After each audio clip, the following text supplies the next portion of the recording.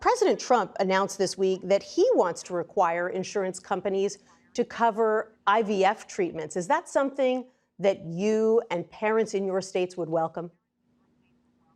Well, first of all, don't believe anything that Donald Trump says. You know, as Attorney General, I had to sue him over 100 times for his lies. And as governor, I've seen the very real difference between a Trump administration and an administration that we'll have with Kamala Harris. When it comes to health, women's health, reproductive freedom, there can be no clear a difference in this election. Kamala Harris stands squarely for reproductive freedom. She supports women's access to health care. She knows the importance of giving women the freedom and the resources to protect care.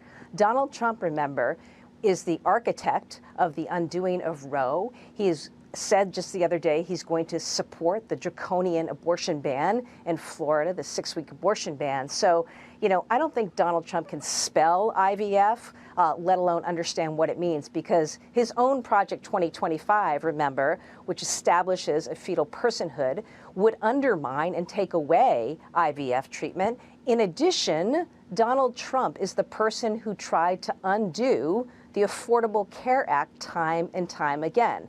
So don't believe Donald Trump when it comes to women's health, women's reproductive freedom, and Americans' access to health care. He doesn't believe in or support any of it.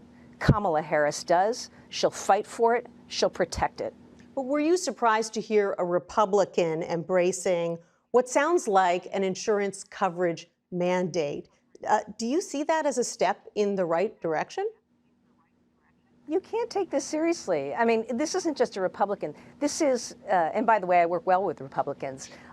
This is Donald Trump, who will say anything and everything depending on where the wind is blowing. He caught some heat the other day, you know, and so he comes out with this statement that all of a sudden he's a believer in IVF. It's just patently false. It's offensive. And I think, you know, what's important is that Kamala Harris and Tim Walz are out there day after day on offense. I mean, they're touching rural areas, they're in red counties, they're in red states, they're all over. And they're not just talking to Democrats, Nancy. They're talking to Republicans, to independents, and to so many Americans who are just tuning in this Labor Day and haven't made up their mind about who they're going to vote for.